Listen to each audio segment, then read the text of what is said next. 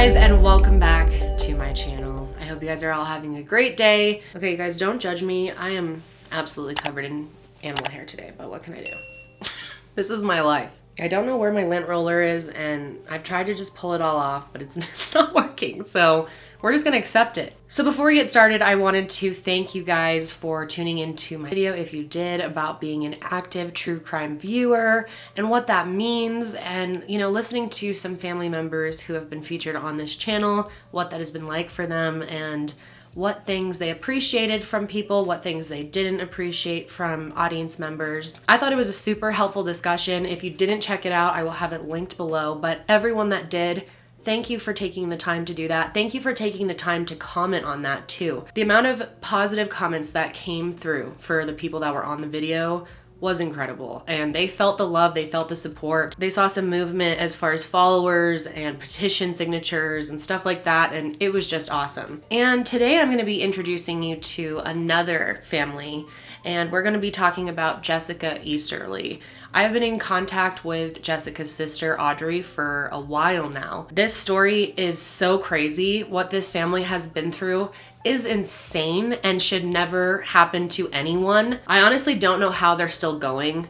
What they've been through has been traumatizing, to say the least, but they still continue to fight. Audrey has fought so hard to get her sister's name out there, and I wouldn't know about the case if she didn't contact me. But more people need to hear about this one because it's insane, and it just happened pretty recently. I mean, in the last couple of years, and not enough people know about it. So today is going to be one of those videos where we need active true crime viewers to help us. We have a call to action plan, and you can actually make a difference by following the steps that I will get to in a little bit, or that are already in the description box if you want to just get ahead of the game. But before I get into Jessica's case, I wanted to quickly let you guys know that I have a new campaign launching with new merch for her justice. I'm really excited about this. We've worked on this for the last couple of months, and I'm so happy with how everything turned out. So this is a collab with Stickers. They are a really cute small sticker company, and they did some designs for us actually that we printed and put on some merchandise as well. This campaign is inspired by the work that Her Justice does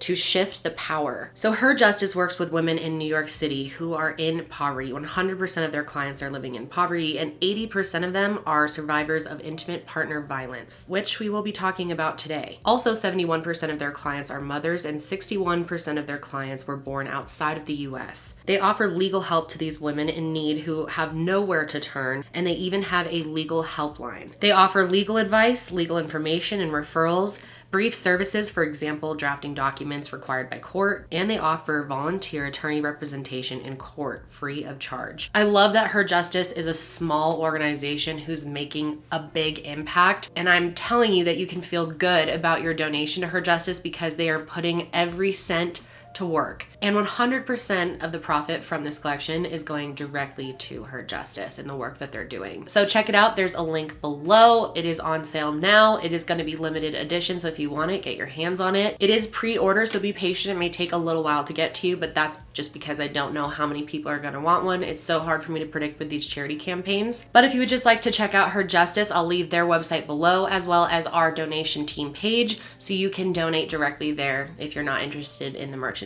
Okay, now let's get into Jessica Easterly's case. So Jessica was born on August 17th, 1976 in Mississippi. She was delivered by her own grandfather, who was a doctor, Dr. Clay Easterly. Her parents' names are Donna and Lloyd, and when she was younger, she had an infant brother named Clay, who was named after their grandfather, but unfortunately they lost him when he was only an hour old.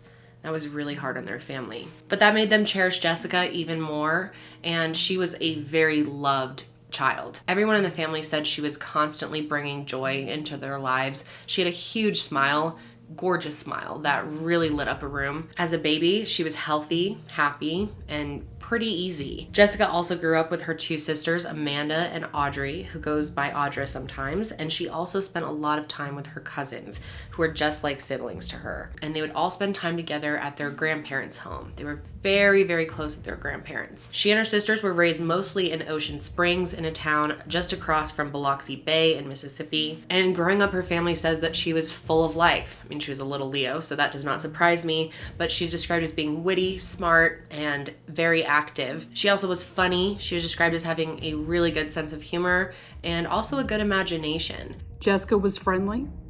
She had friends from all walks of life. She was funny. She was especially quick with her jokes. She loved to cook. She was great at fashion. She could put any two pieces of clothing together and make something phenomenal. She loved music, especially 80s. She also had a penchant for rap music.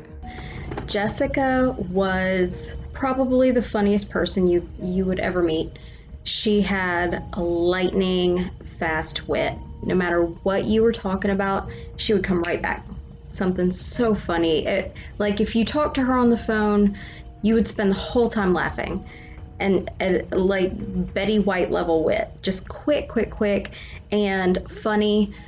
She was the type of girl that really liked to just sit around in your PJs and watch movies together and cook and have just the most chill time and laugh. And when she was growing up, she was really into dancing. She loved performing arts. She loved to play outdoors and spend time with her dogs. She was a huge animal lover. And she also had an insatiable love for reading. And Jessica had a really good childhood. She was very loved, had both of her grandparents very close to her. Her grandma would teach her how to cook. Her grandpa spent tons of time with her and all the other grandkids. She loved her parents and they supported everything that she did. She was involved in many activities and had a lot of friends. She loved holiday traditions. She loved Marilyn Monroe, and she loved the color purple. Our parents married whenever I was about 9 and Jessica was about 12.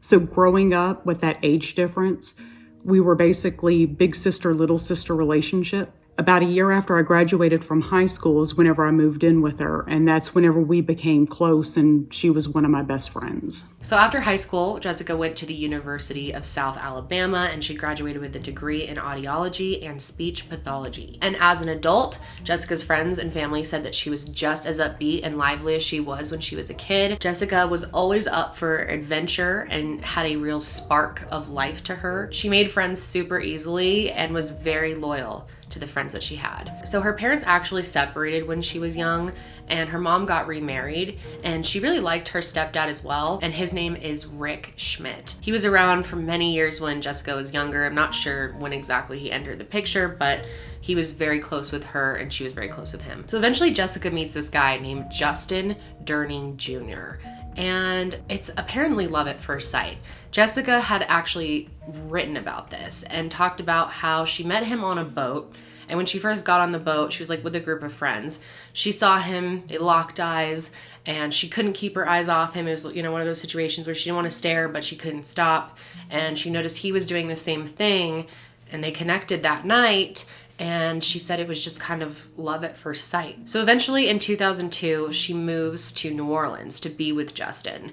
And they actually get married in 2015. When Jessica told me she was marrying Justin, I was honestly happy for her. I thought to myself, good, she found the one that's going to make her happy for the rest of her life. But even though she had moved to a different state, she stayed very close with her friends and her family. She was constantly talking to her mom and her two sisters, Audrey and Amanda, and also would always stay in touch with her friend Maria. They were super, super close. The two of them had actually been friends for over 20 years, and they'd helped each other through a bunch of highs and lows, it sounds like, from interviews I've heard with Maria. So their bond was incredibly close. Maria said that it was one of those friendships where no matter how much time had passed since they had last seen each other, that when they did get together, it was just like old times. It was easy, and they would always stay in contact. You know, they never let that slip. Now, her friends and family definitely had some concerns about Justin from the beginning. None of them were ever really close to him in any way, and we'll get more into that. He just seemed a little like trying too hard to be personable, but it wasn't a natural thing. There was an incident when I was getting my kids buckled into the car where my oldest son, who was 2 or 3 at the time, he held out his little hand to Justin, and he said, "I hurt my finger," or "my finger hurts." I don't know what he had done to it. And Justin whipped out a pocket knife and flipped it open and was like, "Well, let me just cut it off for you," which I guess he thought he was being funny, but to my very small child, this wasn't funny. Like, he was very alarmed and cried a lot about it. And another thing to know about Justin is he has a daughter. and her name is Gracie. She was very close with Jessica from what I understand, and Jessica loved her too, and she loved being a stepmother. So over time, things started to fall apart with Jessica and Justin. And there are a lot of questions here that we're just not going to have the answers to because Jessica's not here to tell us, but it seems like a lot of their life was kind of secretive. Their friends and family only knew so much about what was going on, but Jessica was telling her friends that Justin was being physically abusive to her. Specifically, she was telling Maria and really confiding in her, and Maria was supporting her and kind of coaching her because Maria has mentioned in interviews that she has been through a similar situation. It seemed like just mental abuse at first, and I think that's emotional and mental abuse are always the first steps in a relationship like that anyway. If she was doing anything he didn't like, it was just chaos and fighting and just a very tumultuous situation in the household. She was always reluctant to be very forthcoming because she really wanted her marriage to work, and she knew that the more she revealed, the more she couldn't fix it if things got better in my eyes. So she was always trying to save face more than she was trying to save herself, which is very unfortunate. But she never wanted anybody to view the relationship as bad. She always wanted to have the fairy tale. So when things got really bad, it was really hard for her to be open about it. But she eventually did tell me that he was doing things to her in her sleep. And when she was asleep, she had been given too many pills or was unable to wake up for whatever reason. So she was asleep in a way that she could not control. And she said he was doing things to her that she did not agree to while she was sleeping. And no one was really close with Justin. It didn't seem like he had any fans out of her friends and family. They were concerned. Audra was very concerned about Justin, that her sister was being controlled, and she made it clear several times that she didn't like him, that she felt worried about him, and he eventually cut communication for the two of them. He was constantly looking over what they were doing, and if they did talk, he would want to listen in on the conversations. They would have to be on speakerphone. So that's the type of guy he was. He was incredibly controlling. And we're gonna go through some of Jessica's text messages today, and when you hear them, you're gonna understand exactly what this guy was like. So this is a message that Jessica had sent Maria before she disappeared. And to give context to this message, basically Maria was gonna be coming down her way because one of her children had a cheer competition, and she was like, oh, maybe we can stay with you and Justin. And Jessica said, yeah. Apparently Justin said yeah too, like, we have plenty of room, you can come stay with us. This guy was very hot and cold. He would sometimes say certain things and then go back on it. Apparently he wigged out right before they were supposed to come, and this is her message trying to explain that to her. It says, hey, I need to talk to you about this weekend. I'm hiding in the bathroom right now so Justin doesn't hear me. We've been fighting, for the past 3 days about everything. He's threatening to kick me out, put me in jail. He's hit me. It's bad. He told me you guys can't come or it's gonna be worse for me. Lo, which is what she calls Maria, I'm so sorry. I know it's last minute. I feel awful. I don't know what to do. I can recommend somewhere else that's reasonable, like a B on the canal. We used to stay there a lot. And then she writes, Lo, I'm scared. So after hearing that message, obviously it really paints a picture for what was going on, what Jessica was dealing with, how she felt. She was clearly incredibly frightened and worried and knew that something could happen to her.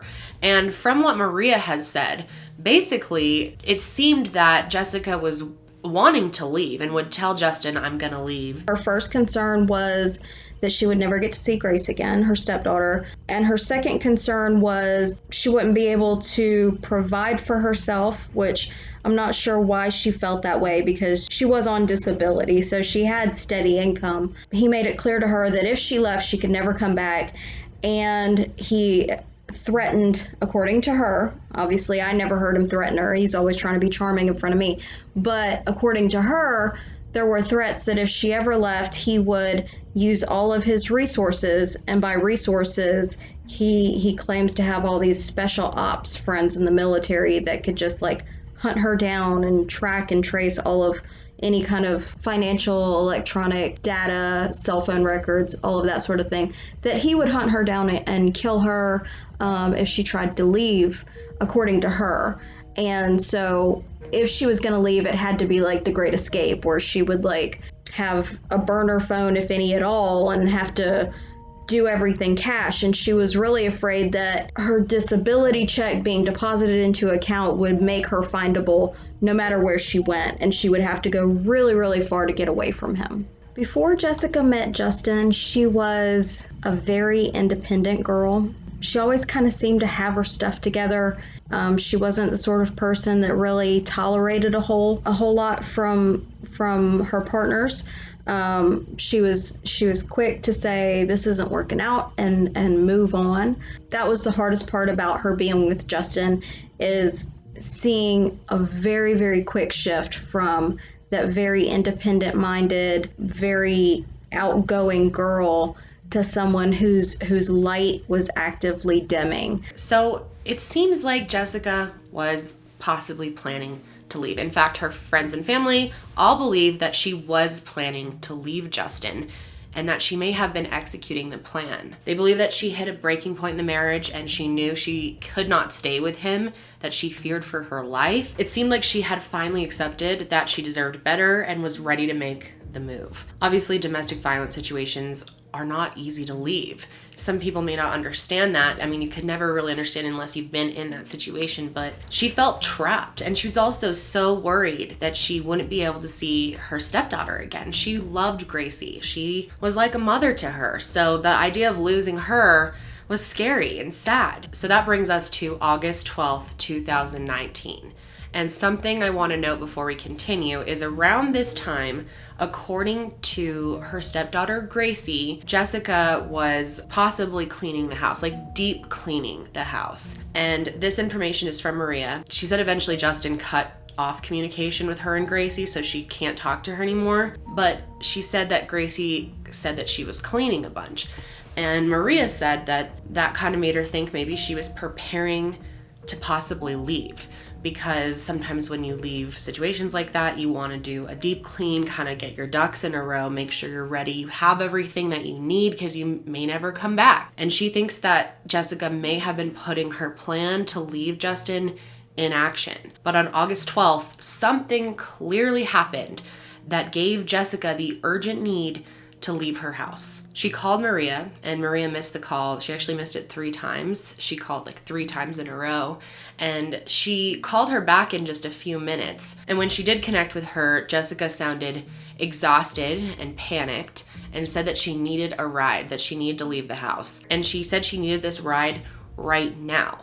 But the problem is Maria was over 2 hours away from her. Maria is also a mom. She has young kids, and she had no one to look after them. And she was very concerned to take them with her and bring them possibly into a dangerous situation. Logistically, there was no way for me to get her on that Monday afternoon and also get my kids from school in time. So she kind of calmed Jessica down, and she promised her that she would get to her the next morning. Like, just get through the day and I will be there in the morning. And I said, what about your stuff? And she said, well, I don't know. He's not going to let me leave with any of it. I'm going to have to go back and get it at some point with somebody. And I suggested she needed to call the police, and she was like, well, maybe I can just pack a few things, and I don't know, I'll have to figure it out. And I said, okay, well, I'll come get you tomorrow morning, but you have to be willing to get in the car and go as soon as I get there. Her plan was the next morning to drop her kids off at school and then head straight to Jessica. But then that next morning, her and Jessica talked on the phone. Jessica was actually at the doctor's office with Gracie, and she was able to step out in the hallway for a second and make this call. She called me and she was like, I just need to see what happens when I get home. He's had a chance to sleep now. I'll let you know. And I said, okay. And we got off the phone. So that evening, Jessica's going home, and the last message that she sends Maria says this: okay, just hang on. I don't know what's gonna happen when I get home. And then that whole night, Maria does not hear from Jessica. And then the next morning, she starts calling her, trying to get a hold of her, texting her, and she hears nothing back. She wasn't sure what to do, and she thought it was possible that Justin was just keeping her phone from her, or she couldn't talk while he was around, something like that. So then she doesn't hear anything until 9 p.m. the following night, the 14th. She gets a message from Jessica's Facebook account from Justin, and it says, "Is Jess with you? Grace and I are worried." And of course, Maria's immediately panicked. Now she knows something probably happened. So she frantically starts typing back to Justin, trying to get some more information out of him. And here is their conversation. I think it's very telling, so I want to go through it. So he says, "Is Jess with you? Grace and I are worried. If so, that's fine. We just don't know where she is. And Grace can't handle stress like this right now." Maria says, "No, she's not. When was the last time that you spoke to her?" He says, "About noon today. And she left everything here. Keys, car, ID, money?" And he puts a bunch of question marks. Maria says, "What about her phone?" He says, "Here too. Effing weird. Worried she's never done this. I have no idea. Checked everything and everyone I know. Question mark, question mark." She says, "Okay, well, I'm sending the police over there." To which he says, "Okay, you're going to freak Grace out, but question mark, question mark, question mark, question mark." To which she says, "If Jonathan came home from work and all my stuff was here and the kids didn't know where I was, he would already be talking to police." To which he responds, "I know how to file a missing persons report. Do you think I hurt her or something? Police can't do anything until 24 hours. She's an adult. I'm checking hospitals and jails now. Called hospital and both jails, but not at any of them. Called police and missing persons is 24 hours after last seen to file a report. I have got to be missing something. I'm going full out on social media and every other asset I have to find if my wife is safe. I have a child throwing up that needs to know her mom is okay. Here is the missing persons report. If you know where she is and that she's okay, I would appreciate you telling me before all the world knows our personal problems. This is really messing Grace up." And then Maria says this: "If she left because you're an asshole to her, I'm 100% supportive of her doing that. The problem that I'm having is I'm the person that she would call, and I haven't heard from her since Monday. So either some random person in this big dangerous city you live in has taken my friend, or you lost your shit because she was trying to leave, from my point of view. But honestly, I can't even name one single other friend she has left. It doesn't make sense that she would leave and not tell me something." And he says back, "You're right. As always, it's all about you. Thanks for helping her and us in this." And she says, "Don't even. If I hear anything from her, I'll be sure to let you know that she's safe. For Grace's sake." And he says, "Plenty human of you." And the whole thing about having to wait 24 hours to file a police report is not true. Someone tells you this, it's incorrect information. And Maria even called the police station to confirm this. And while I was on the phone with the police, he was saying, "Oh, I know how to file missing persons. Do you think I did something to her?" I was like, "I haven't said that. Why would you immediately jump to that?" And he said, "Well, I can't file a missing persons report for 48 hours. And I read that out loud to the dispatcher, and she was like, "That's not true." And then it started to sink in for her that my alarm was probably well-founded and that somebody needed to go out there and check on Jessica. Jessica's friends and family at this point were extremely worried and knew that something had to have happened because Jessica would not have just left like this. And, you know, like Maria said, she would have at least told her. Even if she did decide to just go start a new life, she would have told her. So they know that something's got to be wrong here. She's not okay. There's no way that Jessica is out there and just not letting us know that she's okay. Friday went by, no response. Saturday, no response. Sunday evening, I finally got in touch with a different person, a different call taker at the 3rd District. So she was able to impress upon detectives that I was not going away anytime soon and had them call me. And they went out to check on Jessica, assuming that she was home and just no longer allowed to communicate with me because I was making a scene on social media. It was just right from the beginning, very unmotivated and dismissive of this as a whole and of my concerns for her well-being. Dispatch sent out 2 patrol cars to just do a wellness check on Jessica, and they showed up. I've watched the video for that. He was acting very nervous, trying to talk about his dog and his dog being trained and trying to be very jovial and then trying to name drop that he had buddies at the police station, none of which is relevant to his wife missing. So the police were very suspicious, and rightfully so. But here's my concern. He was not even worried about this until her friend from out of state sent officers over here to look for her, to make sure she was okay. That's what prompted him.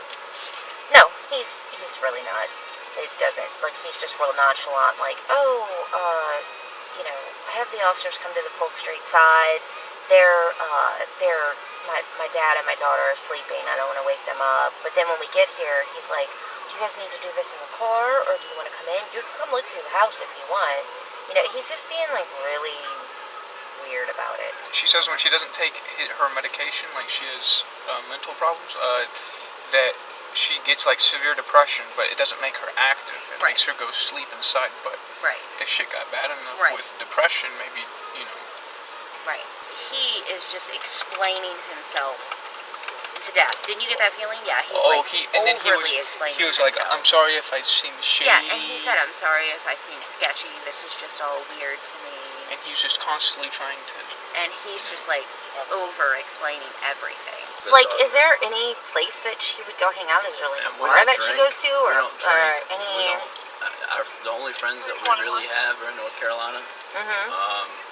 We have Keller down the block, but he's the first person I called. They relayed to the police department, the precinct, whatever, that they needed to send somebody out again to investigate the fact that she was missing, because the welfare check had been performed, she was not there, now she was missing, and so I guess it's procedure that has to be called in and then sent back out. So the report was filed at about 2 a.m. on the 15th. So a few days later is actually Jessica's 43rd birthday, and her friends and family are just devastated that she's not there. So I created a missing poster for her on her birthday and published it on social media.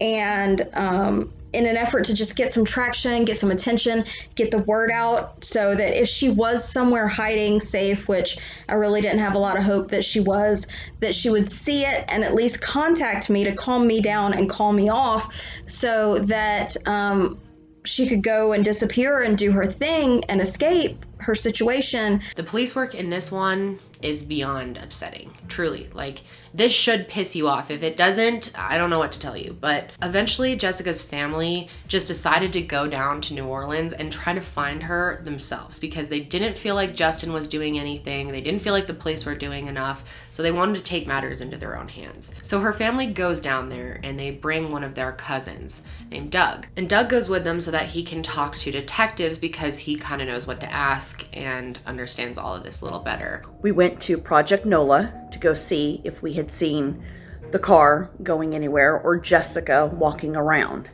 but there was nothing.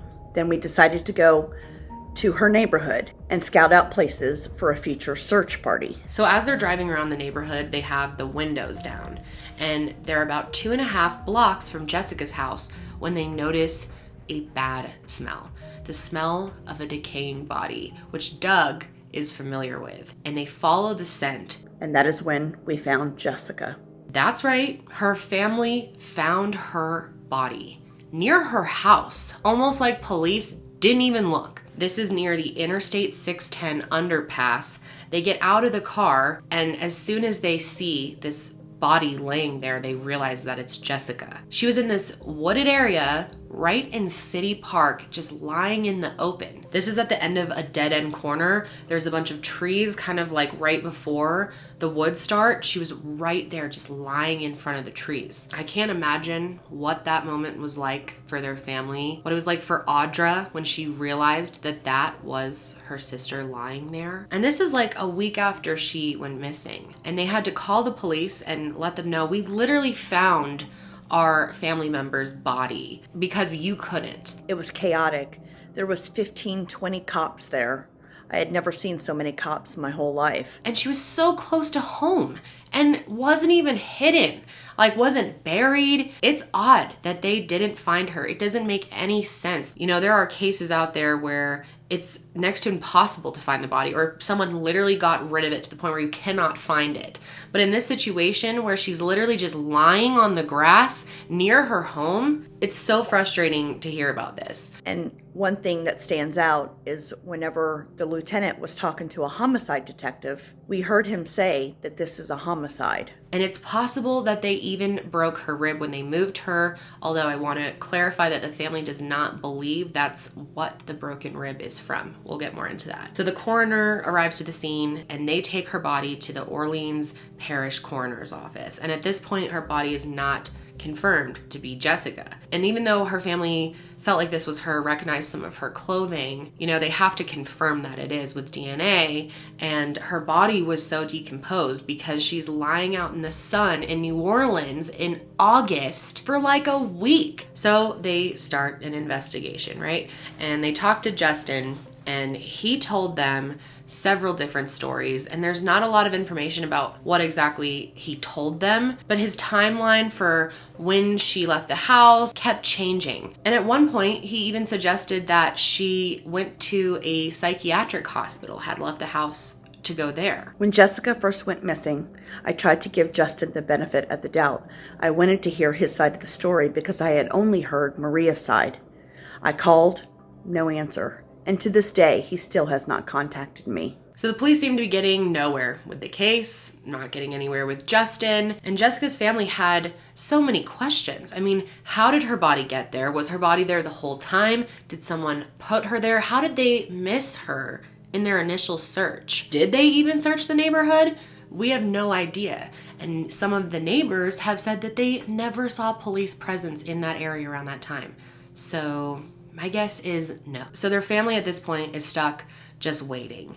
And they're waiting for them to even identify her body as Jessica, because the police tell them that they cannot start the investigation until they even confirm that it's her. Even though we had identified Jessica at the scene, they said that they needed DNA evidence from my mom just in case if this ever went to court. And the process of identifying Jessica was painfully slow for the family. First of all, it took over a week after she was first found for the police to mail a DNA swab of Jessica's mother's DNA to the New Orleans Police Department for comparison. And then for a while, they just didn't hear anything.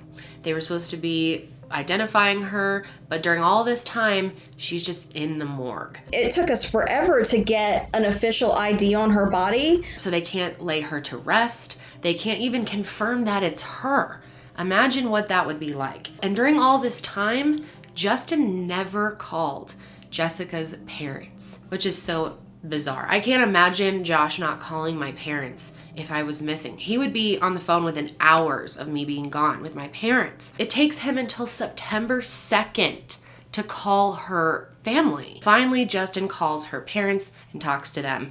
And I'm not sure what that conversation was like. I mean, her family definitely had their ideas of what had happened. Justin has not one time shared her missing poster, but the day her body was found, he was telling me, oh, she committed suicide.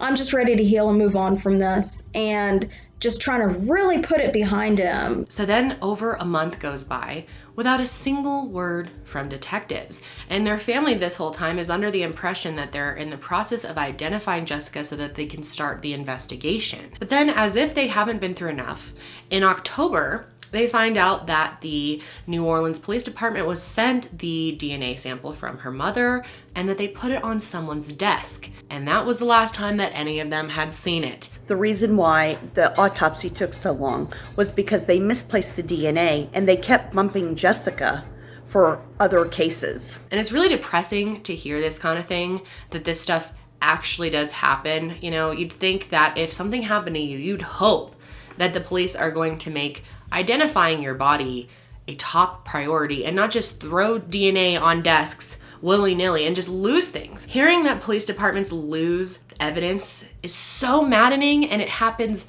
so often. So they had to get another sample from her mother and send that in. They weren't able to get confirmation that this was Jessica's body until November 8th. The coroner confirmed that a body found a couple of blocks away belonged to Jessica. The positive ID in this case took more than 2 months.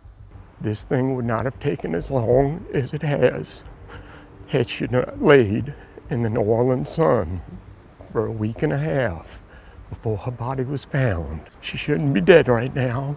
My family's devastated. They lost a cousin, a sister, a daughter. And if that's not bad enough, it then took the coroner 2 months to say what her cause of death was. And on January 15th, 2020, the coroner came back with undetermined, which is not what their family wanted to hear. But now that the autopsy was done, her body can be released to her next of kin.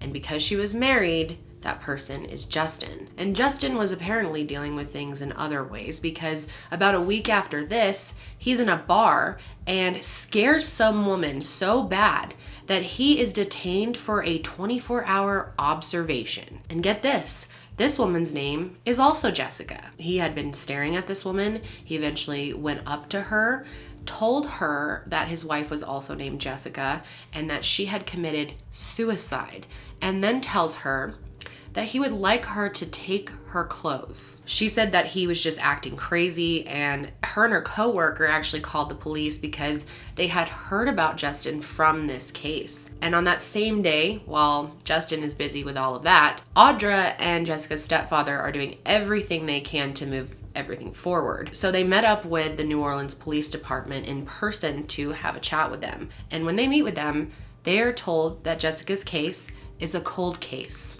that there is no further information or evidence. There's no new leads. The investigation is stalled. And normally this doesn't happen for quite a while. I mean, it was a pretty fresh case to be determining it a cold case already. Obviously, they were very disappointed, and everything felt even more bleak when the coroner's report came back at the end of January. And it turns out that Jessica had a broken rib, which the police claim is from them moving her after they found her, but we don't know. She also had an injury to her nose and had a linear fracture in her jaw. But her most significant injury was a broken vertebra, specifically the C4 vertebra, which is near the base of your neck. It's part of the midsection of the cervical spine, and an injury to the cervical vertebra is the most severe type of spinal cord injury. This vertebra has nerves that run to the diaphragm and control breathing. And if someone survives breaking this, they are likely to suffer paralysis and may need to be on a ventilator for the rest of their lives. Some people get injuries to their C4 when they get in car accidents, like a quick jerk, but it can also be caused by choking, strangulation. So when it comes to her toxicology report, apparently they weren't able to run that many tests because of her advanced stage of decomposition. All they could test was liver tissue, and it did come back with traces of methamphetamine and bupropion. But they can't confirm that Jessica had even taken these recently. Now, there has been a lot of speculation about what drugs Jessica possibly could have been taking at the time. Jessica had fibromyalgia, and it's basically, I have it too, it's weird. It's just body pain all over. It feels different at different times, and it can be unbearable at times. And so Jessica was prescribed medication for that. Obviously, those medications can be very addicting, and they can also make you feel very drowsy and tired. So according to her friends who have contacted some of Justin's previous wives, which he's had multiple ex-wives, they have claimed that Justin really liked to take a bunch of different pills, that he really liked uppers. So Jessica's friends believe that it's possible Justin was giving her stimulants like Adderall or something to counteract the medication that she was taking. But because she was so decomposed, there's no way to really know how much she was taking on that day or if it was affecting her in any type of way. And because of this, the coroner can't rule out a drug-related death. So that's still kind of on the table. But Jessica's friends and family are convinced that there was foul play. They were really frustrated that the manner of death is listed as undetermined because of that C4 injury that could have been caused by strangulation and the broken rib. So meanwhile, word had spread around the area that Jessica lived in, Lakeview, that there could be a killer on the loose. that someone could have just randomly attacked Jessica, and people were really freaked out. Everything seems to be hush-hush. The police don't know anything. The neighborhood is very upset about it, and we would really like some answers as to what happened to our neighbor. And then after a little while, someone in the neighborhood actually found more evidence that the police had missed. They found a blanket and Jessica's ID, which was all crumpled up and had a little tear at the bottom. So they call Jessica's sister Audra, and she calls police to let them know to go over to this person's house and collect the evidence and talk to them. She doesn't hear anything, so a week later, she calls this couple that found the ID in the blanket, and police never contacted them. They never did anything with this. So it had become increasingly clear to their family that the police just did not do a thorough investigation, if any investigation at all. It seems like they were missing all the major evidence. The fact that they missed her body, they were losing DNA, it's like they just didn't care. It was almost like they were sabotaging the case. When we were growing up, we were always taught that if you need help, to ask the police. So the way this case has been handled from the beginning is heartbreaking. It's an injustice. It is a slap in the face. We shouldn't have to fight the justice system to get justice for our loved ones. So on April 14th, Audra decided to file a formal complaint because they felt like they were failing to investigate Jessica's death. And I completely agree. And of course, for the next several months, she would try calling to get an update on the complaint at least, and she would hear absolutely nothing. She could never get a hold of anybody. So finally, on August 6th, the Public Integrity Bureau confirms that they had started an investigation into the NOPD's handling of Jessica's case. And this is just unbelievable, but that couple that had found the blanket and the ID were not contacted by police until September 1st. This is 170 days after they reported these items to a detective. They still don't know how long her ID was laying on the ground. They don't know if they even searched the area. And one of the worst parts about this case was how long Jessica's body was in the morgue. During all this time, she's still in the morgue. Justin never picked her up. Her family was desperately trying to get in touch with him for months, and he just wasn't replying. So then in late October, somebody threw out a headboard and a futon in front of Jessica's house from inside the house. So crime scene investigators, surprisingly, actually went to the scene and collected some evidence from it. These items had been in Jessica's room and they were put outside for donation pickup. And of course, they found this really odd. And with their experience so far, DNA testing takes a long time with these people, so they were hoping it would come back by maybe the end of the year. But by this last Christmas Eve of 2020, Jessica's body was still in the morgue. It had been there for 490 days, and the results of that DNA testing from those items outside the house had still not come back. So obviously her family feels stuck. They feel like the police investigation is going nowhere, that it doesn't seem like they even want to solve this case. And that's how it looks. So her friends and family are left to try to raise awareness and figure out what really happened to Jessica and get her the justice she deserves. And they have done an excellent job of raising awareness. Her sister, Audrey, is so tough.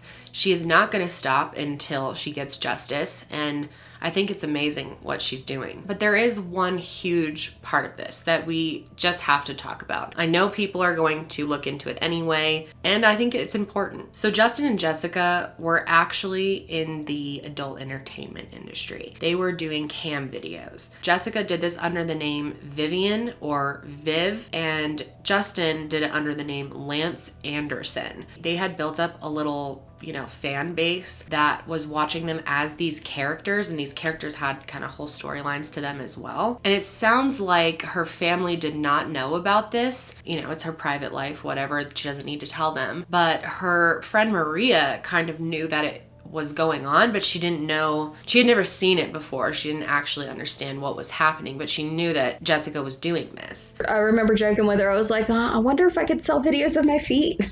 Like, if somebody wants to be a weirdo and look at my feet, like, I could make peace with that. Like, I could sit here and adjust my claims and take videos of my feet, and like, if somebody wants to pay me, like, pay me. So, I mean, I never followed through with that, but that was our little running joke. So that's another thing. It's quite possible if she left Justin, she'd be losing her livelihood because he kind of put all this together and put it out there. He convinced Jessica that he had a VPN, and this is not how a VPN works, right? We know this. He convinced her that he had a VPN that was blocking her content, her adult content, from popping up in certain states, like where her friends and family were, so that no one would know that she was doing this on the side. And even after Jessica was found, Justin continued posting from the two of them, continued sharing her pictures and video content after he knew she was dead all over this page. He was right away in communication with some girl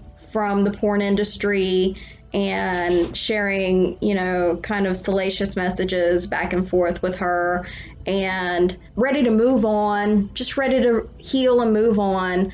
And then eventually in November, remember she died in August, he announces that she died to all of their followers. And then in December of 2019, he creates 2 different GoFundMes, clearly trying to make money off of Jessica's death after all of this. The first one that he made is for Jessica Durning, which is his name. Her maiden name is Easterly. But the second one was for Vivian, for her memorial services, literally for the character that they were putting out online. Luckily, the fundraiser only raised about $140 before it was closed. And this is probably one of the scummiest things I've ever heard when looking into one of these cases. But Justin put in the description box of Vivian's GoFundMe that people who donated would be promised special exclusive pictures, lingerie, videos from Jessica that she had already pre-recorded, and even some of her items such as her shoes. He was literally selling her stuff to strangers online after she was dead. That's what he was spending his time doing. Then it turns out that Justin has been arrested in the past for unrelated charges, such as assault, unlawful possession of a firearm, contributing to the delinquency of a minor,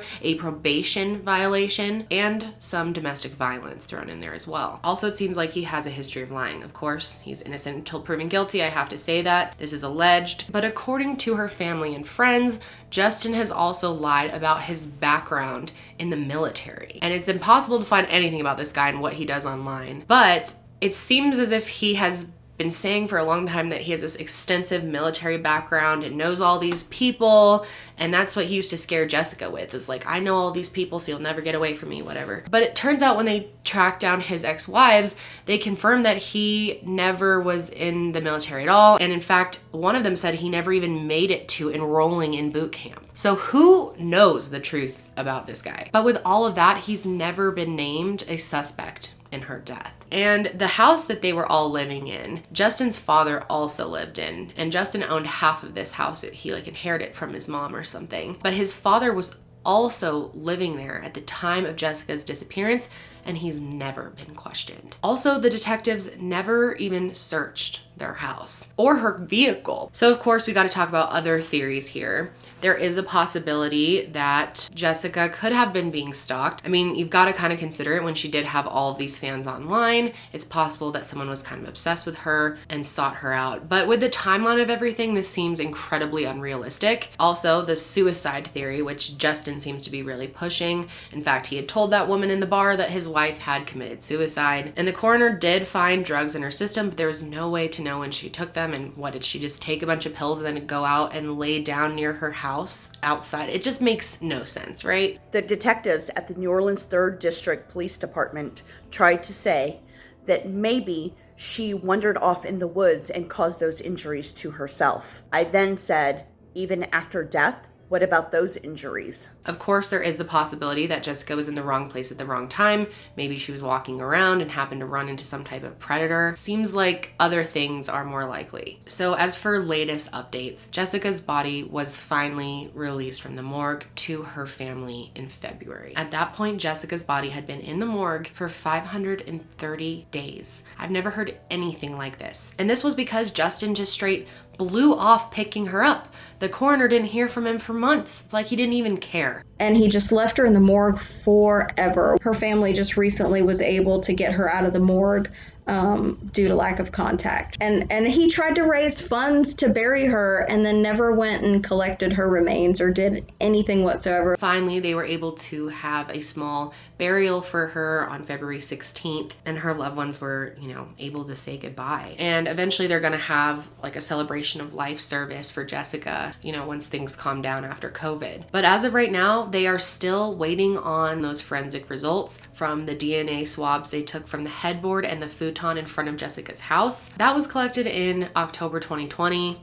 And here we are over 6 months later, we still have nothing, as far as I know. As of today, there's nothing going on with Jessica's case. It is nothing more than a box full of files collecting dust on a shelf somewhere. Jessica's friends and family have vowed to not stop fighting for her until they get the justice that Jessica deserves. And if you have been moved by this story, I invite you to be an active true crime viewer by taking a few steps to help Jessica's family today. And they're easy. So first of all, this case will obviously be updating and changing over time, hopefully. So you can stay updated on Jessica's case by following her Twitter account that her family runs, or you can also stay up to date by visiting justiceforjessica.org. That's 4, like number 4. And their family also uses Justice for Jessica as their hashtag for the case, so you can stay up to date that way. Then we also have a petition going that will be linked below. Please just take a minute to sign it. I promise it takes less than a minute, honestly. It takes a second of your day. If you had time to watch this whole video, you should have time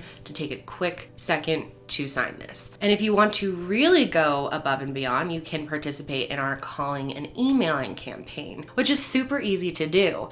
And it will make the most impact because we're going to be contacting the new DA who was just appointed in January. His name is Jason R. Williams, and we're going to ask him to look into the investigation and death of Jessica Easterly. It's that simple. Let me just show you guys how easy this is, all right? I understand some people like emailing. I'll have like a little email easy below that you can just copy paste, or if you want to make this call, the number's below. Super easy. I think it's after hours, but I'll just leave a message. Hi, this message is for District Attorney Jason R. Williams. My name is Kendall. I am calling about Jessica Easterly Durning's case. I'm asking that you look into the investigation and her death, as there are a lot of unanswered questions and their family really needs help. I would really appreciate it. See, it's that easy. And these calling and emailing campaigns really make a difference, you guys. Like, if we come together, we can get some things done for this family and for Jessica, because they deserve answers. Jessica deserves justice. This case just tore my heart apart. So again, I'll put all that information below.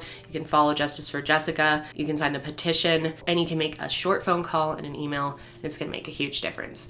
I think that what I would like everyone to remember about Jessica's case is the injustice. She wasn't important enough. She got put on the back burner and still is to this day. She was a human being. She loved, and she had a life, and it got taken away from her. But that is going to be it for me today, guys. I hope you found this case interesting. I hope it made you as angry as it made me. Thank you to everyone in advance for the kind comments only about Jessica and to her family. Please just leave comments of support. I don't want to see anything else. I know that's wishful thinking. It is the internet, but hey, I gotta try. But that is gonna be it for me, guys. I will be back next week with a very exciting update on a case that I have covered before. I'm sure a lot of you guys already know what it is. But until then, have a great week. Stay safe out there, and I will see you next time.